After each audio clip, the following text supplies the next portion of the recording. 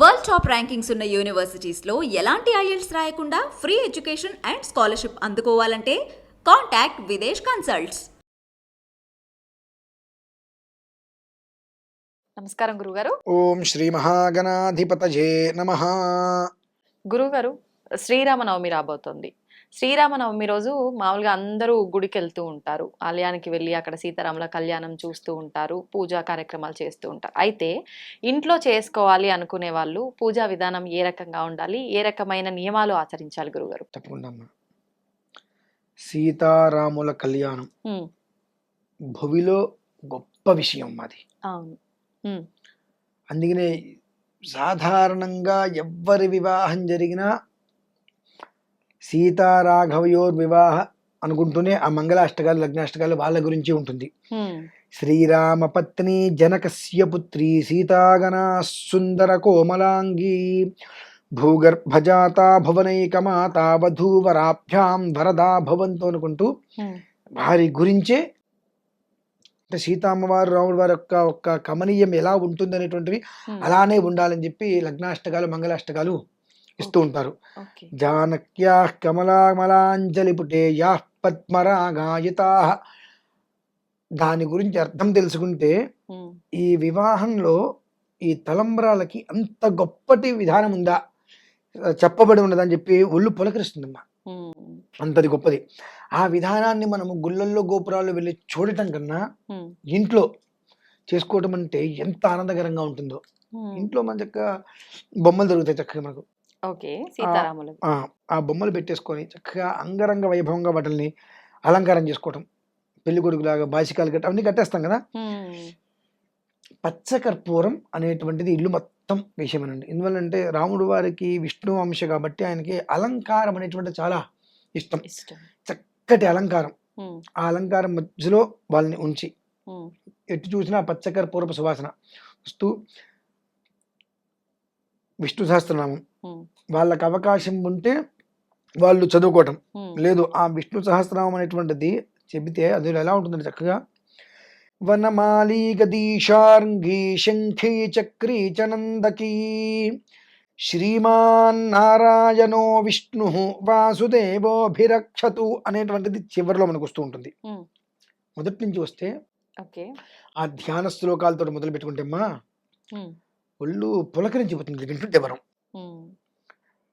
అస్య శ్రీ విష్ణోర్దివ్య సహస్రనామ స్తోత్ర మహామంత్రస్య శ్రీ వేదవ్యాసో భగవాన్ ఋషి అనుష్టుప్ ఛందః శ్రీ మహావిష్ణు పరమాత్మా శ్రీమన్నారాయణో దేవత అమృతాంశూద్భవో భానురితి బీజం దేవకీ నందన సృష్టేతి శక్తి ఉద్భవ క్షోభనో దేవ ఇతి పరమో మంత్ర శంఖబృన్నందకీ చక్రీతి కీలకం శార్ంగదన్వా గదాధర ఇత్యస్త్రం రథాంగపానిరక్షోభ్య ఇతి నేత్రం త్రిసామాసామగస్సామేతి కవచం ఆనందం పరబ్రహ్మేతి యోని రతశ్చుదర్శన కాల ఇతి దిగ్బంధ శ్రీ విశ్వరూప ఇతి ధ్యానం అనుకుంటూ ఆ రాముడి వారిని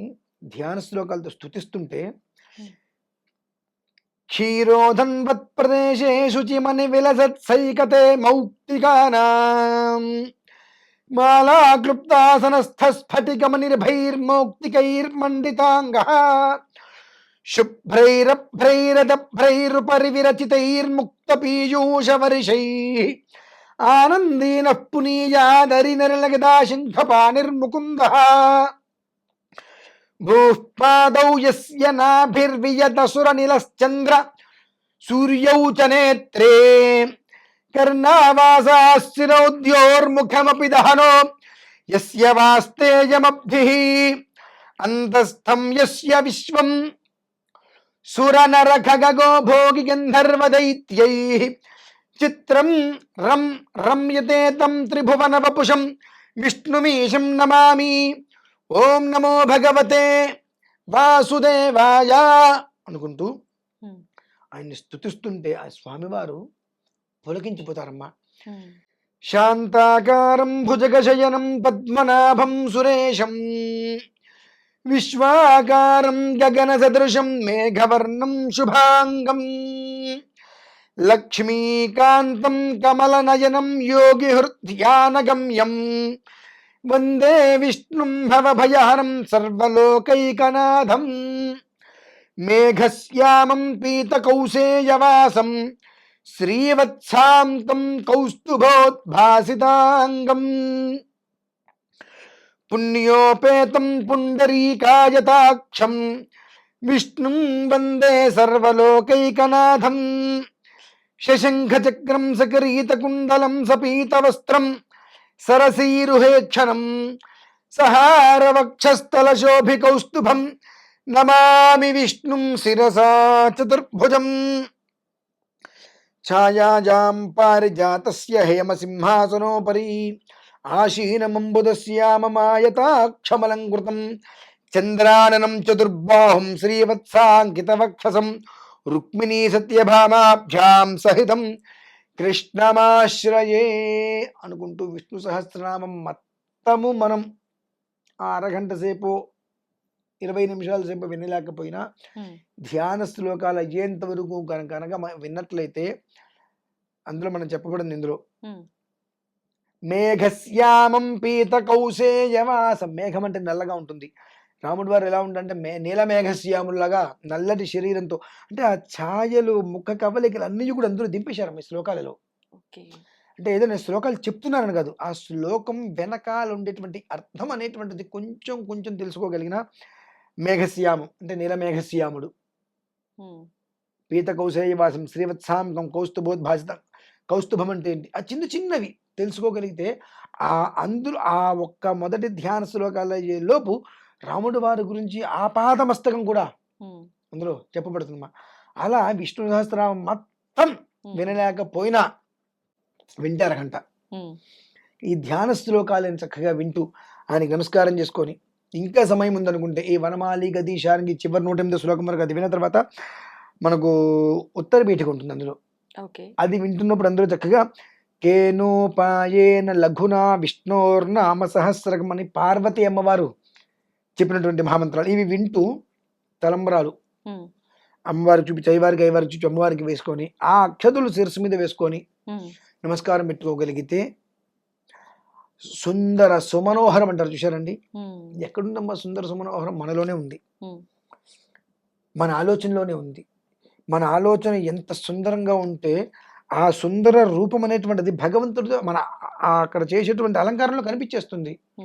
ఎందువల్లంటే మన మనస్సు ప్రశాంతంగా ఉంటే ఆ మనస్సులో ఉండేటువంటి కాంతి ముఖంలో కనిపించేస్తుంది.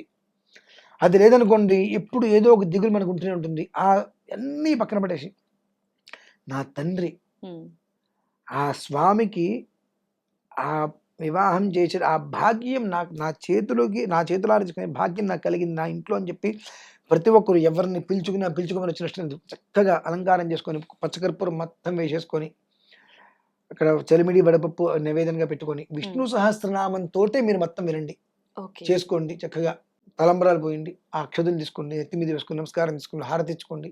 అంతకన్నా ఇంకేం కావాలమ్మా? ఆలయాలలో చేసేటువంటిది మంత్రపూర్వకంగా చేస్తున్నారు.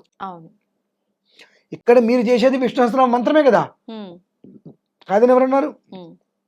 హాయిగా అది చేసుకోగలిగితే ఆ ఒక్క కుటుంబము ఎంత ప్రశాంతతతో కూడి ఉంటుందంటే నీ మనస్సే ప్రధానం. నీ మనస్సుని నువ్వు ఎంత ప్రశాంతతగా ఉంచుకొని ఆ రాముడి వారి విగ్రహాన్ని నువ్వు తయారు చేస్తున్నావో ఆయన ఎంత అందంగా కనిపిస్తాడో, రాముడి వారు సీతమ్మ వారు ఎంత అందంగా కనిపిస్తారో నీ మనస్సు అంత అందంగా ఉన్నట్టే. ఆ రోజు నుంచి నీ కుటుంబం అలాగే అందంగా వస్తుందమ్మా. అంటే భగవదారాధన ఎందుకు చెయ్యాలి అని అంటే నువ్వు భగవదారాధన చేసే విధానంతో నీ కుటుంబం ఎలా ఉంటుందో తెలిసిపోతుంది. మనస్సు ఎక్కడో పెట్టుకొని నువ్వు చేస్తున్నావా, మనస్సు మొత్తం భగవంతుని పెట్టి నాకు వేరే విషయాలు నాకు అవసరం లేదు, ఆయన ఉంటే చాలు నాకు అని ఆయన మీద నువ్వు పెట్టుకొని చేస్తున్నావా లేదా అనేటువంటిది ఆ పూజలోనే ఆ దివ్యమంగళ విగ్రహ రూపంలోనే మొత్తం కనిపిస్తుందమ్మా. కొన్ని విగ్రహాలు తీసుకొస్తాం, ఎలా ఉన్నప్పటికీ మన ఇంట్లో దానికి ఆరాధన చేస్తూ ఉంటే చక్కటి కాంతి వస్తుంటుంది ఆ కళ. అంటే ఆ కళ ఎలా వస్తుంది? నీ మనస్సును అనుసరించి నువ్వు చేసే విధానాన్ని అనుసరించి ఆ కళ వస్తుంది. లేదనుకోండి రాదు. ఇంక 100 సంవత్సరాలు చేసిన నువ్వు అలానే ఉంటావు. ఉమ్. అలా కాకుండా మనస్సుని ప్రశాంతత చేసుకొని ఏమి వద్దు, చిరాకు లేకుండా. హాయిగా. ఆవిడ శబరి ఏం చేసిందంటే రాముడి వారికి ఆ పళ్ళు అనేటువంటిది ఏవి మంచి వైపు ఎంగిల్ చేసి ఇచ్చింది. అది ఎంగిల్ చేసి ఇస్తుందని చాలా మంది అంటారు. ఉమ్. కానీ నా దేవుడు ఏది పెడితే అది పెడితే ఎట్లా, తీయగా ఉన్న పండు మాత్రమే దేవుడికి పెట్టాలి, పుల్లగా ఉన్నదో వగరుగా ఉంది పెడితే ఎట్లా, ఉమ్. అది ప్రేమ అంటే. నువ్వు ఎంగిల్ చేసి పెడతావని కాదమ్మా. ఉమ్. ప్రేమ అంటే ఎలా ఉంటుంది అంటే నువ్వు ఎలాంటి పదార్థం తింటావు, ఆహారం తింటావు, ఆహారంగా నువ్వు తినాలంటే మంచివి చూసుకొని ఎంచుకుంటారు. తెచ్చుకుంటావు. అట్లానే భగవంతుడికి పెట్టు నువ్వు. ఉమ్. అది ప్రేమ అంటే. భగవంతుడి మీద భక్తికి ప్రేమకి చాలా తేడా ఉంటుందమ్మా. ఉమ్. భక్తితో పూజిస్తే ఆయన రాడు, ప్రేమతో పిలుస్తూ వస్తాడమ్మా ఆయన. నాకు ప్రత్యక్ష అనుభవాలు ఇట్లా ఉన్నాయి కాబట్టి ఉమ్. చక్కగా శ్రీరామనవమి చేసుకోమని చెప్తాను. ఓకే. అది. ఎవరింట్లో వాళ్ళు హడావిడి లేకుండా సింపుల్ గా ఈ రకంగా అంతే. చేసుకోవచ్చు. చేసుకోవడం చాలా మంచిది. మంచిది కూడా. థ్యాంక్ యూ గురుగారు, చాలా మంచి విషయాలు తెలియజేస్తారు.